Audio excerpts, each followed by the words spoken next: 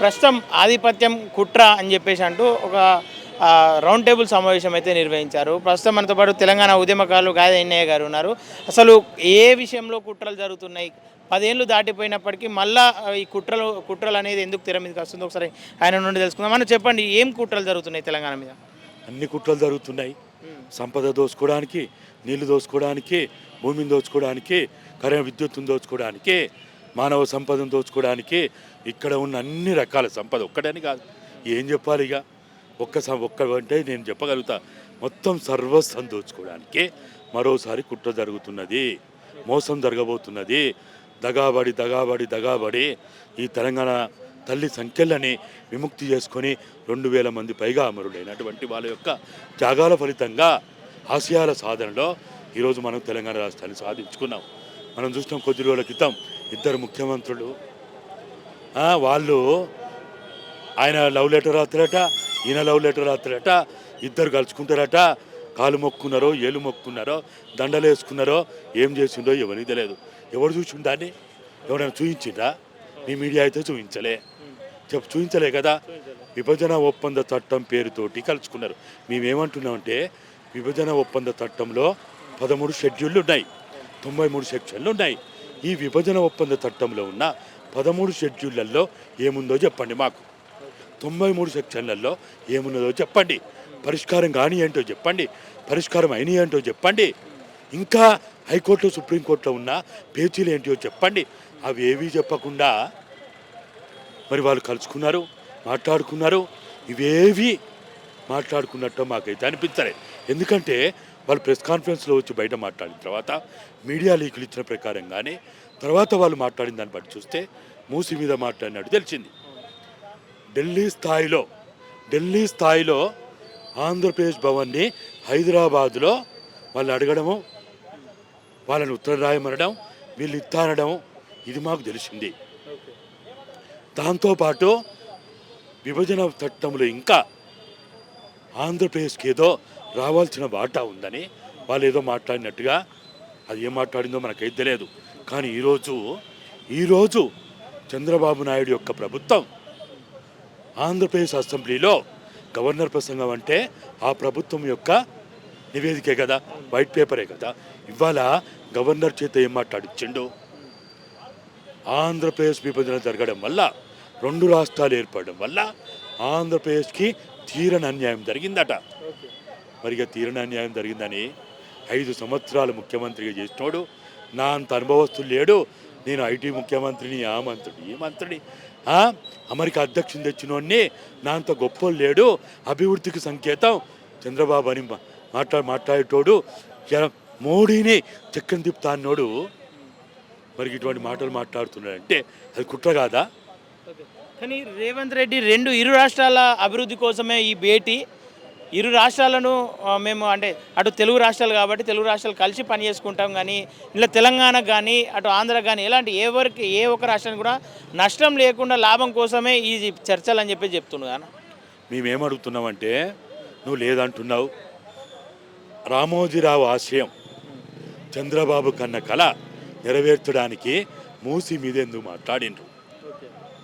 అమరవీరుల ఆశయాలు వద్దా నీకు? ఉద్యమకారుల కన్న కళలు వద్దా నీకు? రామోజీరావు ఆశయాలు కావాలా? చంద్రబాబు నాయుడు కన్న కళలు కావాలన్నా? ఇదా రేవంత్ అన్న? ఇదేనా మీ నుంచి మేము ఆశించేది?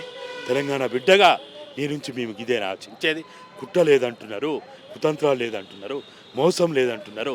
ఒకవేళ అదే నిజమైతే ఇప్పటికైనా, ఈ రోజుకైనా, ఆ రోజు 1:18 అక్కడ మాట్లాడినటువంటి విషయాలు ముఖ్యమంత్రిగా మీరెందుకు బయట చెప్తలేరు?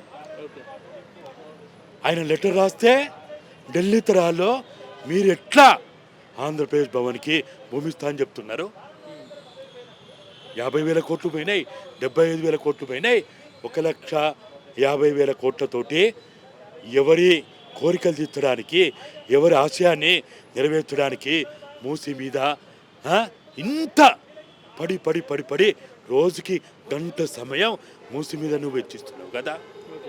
గతంలో కేసీఆర్ కూడా అన్నాడు కదా, మూసీ నదిని తాగునీటిగా అంటే అలా నీళ్ళని చూస్తే తాగాలనిపించే విధంగా మూసీ నదిని క్లీన్ చేస్తా అని చెప్పేసి అన్నాడు కదా. ఇప్పుడే కొత్తగా ఏంది ఇదంతా? అన్న కేసీఆర్ ఏది మాట్లాడినా ఆయన పని అయిపోయింది. ఆయన సంటని సౌటని దద్దమ్మని వేదమని తెలంగాణకి ద్రోహం చేసిండనే ఆయనను పొందబెట్టిండు ప్రజలుగా. ఆయన మాటలు ఎవరు నమ్మిండు? మీరు నమ్మిండా? నేను నమ్మిందా? ఒక ఈడనే హుస్సేన్ సాగర్లో రూపాయి బిల్లు వేస్తే 100 ఫీట్ల లోతు పోయినా అవ్వపడాలని చెప్పిండు. 100 ఫీట్లు కాదు, ఫీట్ లోతులో కూడా అవ్వపడదు. అవ్వపడుతుందా? బుద్ధ విగ్రహం మునిగితేనే అవ్వపల్లే అవ్వపడదా? మరి అగో కేసీఆర్ మాటలన్నీ కూడా నీటి ముట్టలే. ఆయన మాటలు అయిపోయినాయి. కానీ ఆ ప్రభుత్వం తప్పు చేసింది, మోసం చేసింది, నష్టం చేసింది అనే కదా మార్పు కోరుకొని ఈ ప్రభుత్వాన్ని తెచ్చింది. గతంలో కేసీఆర్ ఏదైతే చంద్రబాబు ఉన్నాడు, రేవంత్ రెడ్డి, వీళ్ళిద్దరు గురు శిష్యులు అని చెప్పేసి అన్నప్పుడు నాకు ఎలాంటి గురువు కాదు, రాష్ట్ర ప్రయోజనాల కోసం మాత్రమే కలుస్తున్నాం. ఒకవేళ గురు శిష్యుల బంధం ఉంటే ఆ గురు శిష్యులు నాకు ఎవడో చెప్పండి, ముడ్డు మీదకి వెళ్తా అన్న సందర్భం కూడా ఉంది రేవంత్ రెడ్డి చెప్పిన మాట. మేమేమంటున్నాం, నువ్వు గురు శిష్యుడివా, సహచరుడివా, లేకపోతే తోడు దొంగలా, లేకపోతే ఓటు నేటు కేసులో అక్యూజుడా? మేము దాని గురించి మాట్లాడతలేం. మీరు తెలంగాణ గౌరవ ముఖ్యమంత్రి, ఆయన ఆంధ్రప్రదేశ్ గౌరవ ముఖ్యమంత్రి. ఎక్కడోళ్ళు అక్కడ పనిచేయండి. మీరు రోజు వర్కింగ్ డేస్లో ఉదయం 10 గంటలకి సెక్రటరేట్ వచ్చి సాయంత్రం 5 గంటల వరకు అధికారులకి, ప్రజలకి, ఎమ్మెల్యేలకి, ప్రజాప్రతినిధులకి, మంత్రులకి అందుబాటులో ఉంటే నువ్వు తెలంగాణకి ఎంతో మేలు చేస్తుండో అవుతావు. ఎప్పుడు వస్తాడో తెలియదు, ఎప్పుడు పోతాడో తెలియదు. ఒక దోబుచులాట అయిపోయింది, ఎలకా పిల్లి లెక్క అయిపోయింది. ఎవడు వస్తాడో తెలియదు, ఎవడు రాడో తెలియదు, సెక్రటరియట్లో ఎవడు ఉంటాడో తెలియదు. ఇలా రేవంత్ అన్న కార్యాలయం ఎక్కడా? రేవంత్ అన్న కుర్చీ ఎక్కడా? రేవంత్ అన్న కార్యాలయం సెక్రటరియట్. రేవంత్ అన్న కుర్చీ అది 2వ అంతస్తు, 6వ అంతస్తు, లేకపోతే 9వ అంతస్తు ఏదో ఒక దగ్గర ఉంది కదా నీకు. నీకు మంచిగా కావాల్సినప్పుడు నీళ్ళు, కావాల్సినప్పుడు టీలు నువ్వు ఏది కోరుకుంటే అది ఇవ్వడానికి మా చెమట చుక్కలతోటి మేము కట్టిన ట్యాక్స్ ధరిస్తున్నాం కదా, మా రెక్కల ముక్కలు చేసుకొని నీకు కావాల్సిన తిండి పెడుతున్నాం కదా. మరి ఇంకేం కావాలి నీకు? నువ్వు మా జీతగాడి గుర్తుపెట్టుకో రేవంత్ అన్న, నువ్వు మా జీతగాడివి. నువ్వు రోజు పొద్దున 10 గంటలకి సెక్రటరియట్ వచ్చి కూర్చోవాలి, 5 గంటల దాకా కూర్చోవాలి. అప్పుడే నువ్వు తోడు దొంగలా, లేకపోతే గురు శిష్యులా మాకు అయ్యేందుకు. మీరు సోమవారం నుంచి శనివారం దాకా మీరు సెక్రటరియట్లో వచ్చి కూర్చోండి, ప్రజలకు అందుబాటులో ఉండండి, మీడియాకు అందుబాటులో ఉండండి. ప్రజలకి ఉన్న సమస్యలు వినడానికి టోల్ ఫ్రీ నెంబర్లు ప్రకటించండి. ప్రజల సమస్యల్ని వీలైనప్పుడు అలా విని వాటి పరిష్కారాన్ని ప్రయత్నం చేస్తే. ప్రజా దర్బారు పెట్టి అదే పని చేస్తున్నాం, మేము ప్రజలకు అందుబాటులో ఉన్నాం, మా తెలంగాణలో ప్రజాపాలన కళ్ళకు కట్టినట్టు కనిపిస్తుంది అని చెప్పేసి అంటున్నాం. మీరేమంటారు? ఏది ఇప్పటికీ లక్షలాది అప్లికేషన్లు ఇచ్చిండు. మీరు చెప్పండి, ఒక 10 అప్లికేషన్ పరిష్కారం అయినాయా? మరి ఎట్లా ప్రజాపాలన? అప్లికేషన్ తీసుకుంటే ప్రజాపాలన అవుతుందా? భార్యాభర్తలు అంటే ఏంది? ఇద్దరు ఇచ్చిపుచ్చుకుంటే భార్యాభర్తలు అవుతారు, అంతే కదా. మీ ఇల్లు నా ఇంటికి ఎంత దూరమో, నా ఇల్లు మీ ఇంటికి అంత దూరం. కానీ ఇది వన్ సైడ్ లవ్వా? ప్రజలు మాత్రం నిన్ను ప్రేమించాలి, గౌరవించాలి, ఓహా అనాలా, నీకు పాలాభిషేకాలు చేయాలి. నువ్వు మాత్రం అందుబాటులో ఉండవా? ఎవరికి దొరకవా? ఓకేనా? మీరు అంటే అటు కేసీఆర్ పాలన చూసిర్రు, అంతకుముందు ఉమ్మడి ఆంధ్రలో వాళ్ళ అధికారం పాలన చూసిర్రు. ఎట్లా అనిపిస్తుంది అన్న ఈ 6 నెలలు 7 నెలల కాలంలో? అటు విద్యార్థులు రోడ్డు మీదకి ఎక్కిరు, ఇటు అంగన్వాడీ టీచర్లు రోడ్డు మీదకి ఎక్కిరు, ఇటు ఆశా వర్కర్లు రోడ్డు మీదకి ఎక్కిరు. ఇంత వ్యతిరేకతకు గల కారణం ఏంది? రేవంత్ రెడ్డి ఏమంటున్నారు, నా మీద రాజకీయ కుట్ర చేస్తారు, అందుకే ఈ వ్యతిరేకత నిజమైన వ్యతిరేకత కాదని రేవంత్ రెడ్డి అంటారు. మీరేమంటారన్నా? మేమేమంటున్నామంటే ఇది రాజకీయ కుట్రనా, కేసీఆర్ కుట్రనా, కేటీఆర్ కుట్రనా, అవన్నీ పక్కన పెట్టు. వాడు కుట్ర చేస్తాడు, ఎప్పుడు చేస్తూనే ఉంటాడు. ఇప్పుడు దొంగ ఎప్పుడు ఏ ఇంట్లో ఏముంది అని ఎదురు చూసుకుంటా సర్వే చేసుకుంటూ ఉంటాడు. అది వాని పనే. ఇప్పుడు ప్రతిపక్ష పార్టీ పని ఏంటి? పాలక పార్టీ ఏ తప్పులు చేస్తే దాన్ని ప్రజలకి వివరించడం, చెప్పడం, నిరసనలు జరపడం, ఉద్యమాలు చేయడం, ప్రతిఘటించడమే కదా. అది వాళ్ళ పనే. నీ పని ఏంటిది? వాళ్ళకి అవకాశం కల్పించకుండా చూడాలి. ఇప్పుడు ఈయన ఏమంటాడు, వాళ్ళు వాని దగ్గర పోయిండు, వీని దగ్గర పోయిండు, వాని చేతిలో ఉన్నారు, వీని చేతిలో అన్నా. రేవంత్ అన్న, నువ్వు అడక తిననీయవు, నువ్వు పెట్టవు. నువ్వు పెడితే ఇంకో దగ్గరికి ఎందుకు పోతాడు? నువ్వు పిలిచి మాట్లాడితే నీకు సమయం లేకపోతే నువ్వేదైనా ఒక కమిటీ వేసి ఇగో ఈ మంత్రుల కమిటీ, ఈ అధికారుల కమిటీ, లేకపోతే ఈ తెలంగాణ ఆ, సివిల్ సొసైటీ కమిటీ వాళ్ళకి పోయి మీరు చెప్పుకోండి, మీ బాధ చెప్పుకోండి, సమస్య చెప్పుకోండి అని అంటే వాళ్ళు ఇంకొంత దగ్గర పోతారా? నాకు పుట్టిన పిల్లలు నేను వాళ్ళని సంరక్షిస్తే కాపాడితే ఇంకొంత దగ్గర పోతారా? ఇవాళ వాడు బుద్ధి లేనోడు, చిక్కు లేనోడు, వాడు ప్రజలను పట్టించుకున్నందుకే ఆయన బొందబెట్టి ఆ పార్టీని మిమ్మల్ని తెచ్చుకున్నారు కదా. లేకపోతే ఎందుకు తెచ్చిండ్రు? వాళ్ళని కాదని, ఆ పార్టీని కాదని, ఆ ముఖ్యమంత్రిని కాదని నిన్ను ఎందుకు తెచ్చుకున్నారు? ఓకేనా, చివరిగా ఈ 7 నెలలు 8 నెలల కాలానికి మీరు ఎంత ఇస్తారన్న? అవుట్ ఆఫ్ 10కు రేవంత్ రెడ్డికి ఎన్ని మార్కులు ఇస్తారు? ఏమున్నది మార్కులు వేయడానికి? ఏం లేదా? ఏమున్నది చెప్పు, ఏమైనా ఉన్నదా? ఏం లేదు. ఒక్క అడుగు ముందుకి 2 అడుగులు వెనక్కి, అంత తప్ప ఏమన్నా ఏమన్నా ఉన్నదంటే ఆయనేమో నెల తరబడి ఫామ్ హౌస్లో అన్నాడు, ఈయనేమో అప్పుడప్పుడు సెక్రటరియట్కి వస్తాడు, అప్పుడప్పుడు వాన్నో వీన్నో కలుతాడు. కానీ రైతులకు మేలు చేసినాము కాబట్టి ఏకకాలంలో 2 లక్షల రుణమాఫీ చేస్తున్నాం అని చెప్పేసి అంటున్నాం. ఏదంతా అవుతుందేనన్నా. ఇప్పుడు రైతు భరోసానో రైతు బీమో ఇవాళ ఇచ్చిండా? రైతు బంధు ఇచ్చిండా? మరి ఆ డబ్బులు ఇటు తెచ్చిపెట్టిండు. ఇంకోటి నేను ఏమడుగుతున్నా అంటే, నాకున్న సమాచారం మేరకు 35,800 కోట్లు ఈ ప్రభుత్వం వచ్చిన కాంచి డిసెంబర్ 9వ తారీఖు నుంచి ఇప్పటిదాకా ఇంత అప్పు చేసిండు. మరి అప్పు చేసి పప్పు కూడా పెడతావా? ఆ నిధులు ఈ నిధులు అక్కడ ఇక్కడ పట్టుకొచ్చి ఇది చేస్తావా? ఎందుకు ఇవన్నీ? ఎవడు అడిగిండు నిన్ను? ఎవడు అడిగిండు? ఇప్పుడు రైతు బంధు భూస్వాములకి, ధనిక రైతులకు ఉపయోగపడదన్నది. 2 లక్షల రైతు రుణమాఫీ ఎవరికి ఉపయోగపడుతుంది? ఎవరికి ఉపయోగపడుతుంది? వాళ్ళకి కాదా? ఎవరికి ఉపయోగపడుతుంది? ఓకేనా, ఇటు చూసుకుంటే ఇలా ఫైనల్గా మీరు చర్చించిన అంశాలు ఏంది, మీ డిమాండ్స్ ఏందన్న ప్రభుత్వానికి? మేము ఏమంటున్నామంటే, విభజన ఒప్పంద చట్టంలోని 13 షెడ్యూళ్లలో ఉన్న 93 సెక్షన్లలో ఉన్న అంశాలని మీరు ప్రజలకు వివరించండి. పరిష్కారం అయినవి చెప్పండి, పరిష్కారం కానీ చెప్పండి. హైకోర్టు సుప్రీంకోర్టులో ఉన్న కేసుల గురించి చెప్పండి. మనకు ఆంధ్రలో ఎంత అప్పున్నారో చెప్పండి, మనం ఆంధ్రాకి అప్పునే ఎంతో చెప్పండి. అంతేగాని ఇంకా దాన్ని ఒక సాకుగా పెట్టుకొని, విభజన ఒప్పంద చట్టాన్ని సాకుగా పెట్టుకొని మీరు లవ్ లెటర్ రాసుకొని మీరు మాత్రం ప్రభుత్వ సొమ్ముని దుర్వినియోగం చేయడానికి మీకు హక్కు లేదని హెచ్చరిక చేస్తున్నాం. ఇది ఇట్లనే కొనసాగితే మీ తర్వాత కార్యాచరణ ఏందన్న? ప్రజల్లో తీసుకుపోతాం, ఖచ్చితంగా తీసుకుపోతాం. మాకున్న పనే అది. మాకు వేరే ఏముంది? మాకు ఏ నాయకుడు గొప్ప కాదు, ఏ నాయకుడు తక్కువ కాదు. రేవంత్ రెడ్డి తక్కువ, కేసీఆర్ ఎక్కువ, రేవంత్ రెడ్డి కాదు. ఏ పార్టీ అయినా తెలంగాణ అమరవీరుల ఆశయాలు, తెలంగాణ ఉద్యమకారుల ఆకాంక్షలు నెరవేరిస్తే, మంచి చేస్తే మంచి అంటాం.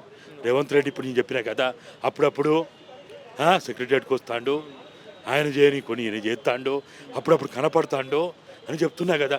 మంచి చేస్తే చెప్తాం, చెడు చేస్తే చెప్పొద్దా, అడగొద్దా?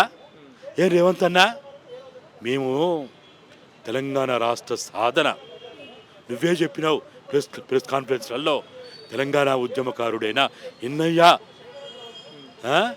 తెలంగాణ కోసం ఎంతో కష్టపడ్డాడు, కేసీఆర్ మోసం చేసిందని చెప్పినావు కదా. అంటే తెలంగాణ ఉద్యమకారులు ఇవాళ నీకు గుర్తొస్తలేడా? నీ కళ్ళకు అవపడతలేరా? పచ్చకామర్లు వచ్చినాయా? కళ్ళ గంతలు కట్టుకున్నావా? చెవులో సీసం పోసుకున్నావా? నోటికి తాళం వేసుకున్నావా? ఏమైంది నీకు? ఓ పెద్ద పెద్ద డైలాగులు కుట్టావు కదా, పార్టీలు ఫిరాయిస్తే కొట్టమన్నావు, సంపమన్నావు, ఓ ఎన్నెన్నో చెప్పినావు. మరి ఇవాళ ఏమైనాయి ఆ మాటలు? ఎక్కడ పోయినాయి ఆ మాటలు? నీ మెదడుకి ఏమైనా వైరస్ వచ్చిందా? ఇవాళ నిన్ను ప్రశ్నించే హక్కు మాకుంది. ఎందుకుంది? నువ్వు తెలంగాణ గౌరవ ముఖ్యమంత్రి కాబట్టి. నువ్వు మామూలు ఒక రేవంత్ రెడ్డి అయితే నీ పేరు మేమెందుకు ఎత్తుతాం, నీ గురించి మేమెందుకు మాట్లాడతాం? ఇన్ని గంటల మా సమయం ఎందుకు వృధా చేసుకోం కదా. నువ్వు 4 కోట్ల తెలంగాణ ప్రజల గౌరవ ముఖ్యమంత్రివి. తెలంగాణ ముఖ్యమంత్రి అంటే చాలా గొప్ప మేము చెప్పుకుంటాం, గౌరవిస్తాం. కానీ నువ్వు ఎందుకు ఇట్లా చేస్తున్నావు? ఒక్కసారైనా మన తెలంగాణ తల్లిని నీ చేతుల కత్తి పెట్టి తెలంగాణ తల్లిని నీ చేతితో చంపుతుంటే నీ చేతి ఎట్లా వస్తున్నది? నీకు చేతి ఎట్లా వస్తున్నది? తెలంగాణ తల్లిని చంపుతున్నామంటే మన తల్లిని మనం చంపుతున్నట్టు. కన్న తల్లి ఆ? పాలిచ్చిన కన్న తల్లిని మనం చంపుతున్నట్టు, పేగుబంధం తెంచుకున్న తల్లిని మనం చంపుతున్నట్టు. ఇంతకంటే ఏం చెప్పాలా రేవంత్ అన్న?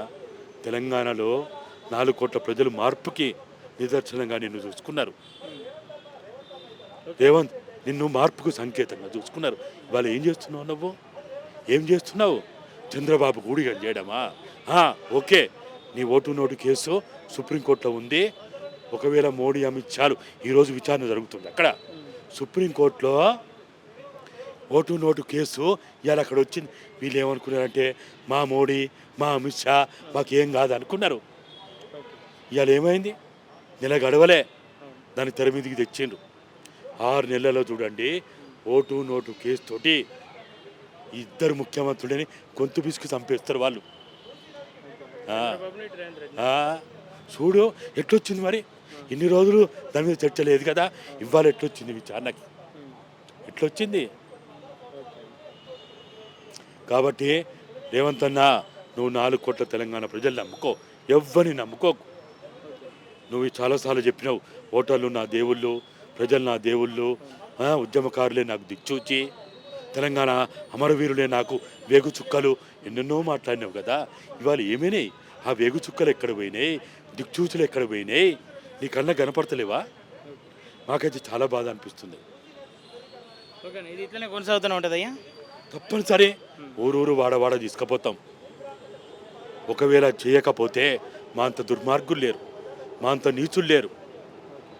నేరమే అధికారమై నేరస్తుని చేస్తుంటే నోరుండి ఊరక కూర్చున్న ప్రతివాడు నేరస్తుడే. ఇవాళ మేము మాట్లాడకపోతే మంచిని మంచి అంటున్నాం, చెడుని చెడు అంటున్నాం. కేసీఆర్ తప్పులు కూడా ఇప్పుడు కాదు, 2014 నుంచే మాట్లాడినాం. ఇలా ఏదో కొత్త కాదు, 2018లో 2023లో కాదు. అట్లే రేవంత్ రెడ్డి గారికి కూడా ఇప్పుడు కాదు, ప్రతి సందర్భంలో చెప్తున్నాం. నా రేవంత్ అన్న, ఇప్పటికైనా ప్రజలను అమాయక ప్రజలు మూగ జీవులు, నిన్ను నమ్ముకున్న వాళ్ళకు మోసం చేయకు, వాళ్ళకి అన్యాయం చేయకు, వాళ్ళకి దగా చేయకు. నీకేదైనా కావాలంటే, నీకేమైనా తక్కువైతే మమ్మల్ని అడుగు, మేము ఇస్తాం కదా. బిచ్చమెత్తి నీకు ఇస్తాం కదా. నీకేం తక్కువైంది? మంచిగా బంగ్లాలు ఉన్నాయి, రియల్ ఎస్టేట్ ఉంది, ఫామ్ హౌస్లు ఉన్నాయి. నీకేం తక్కువైంది? నీకు ఇంకేం తక్కువైంది? ఓకే అన్న, థ్యాంక్ యూ అన్న.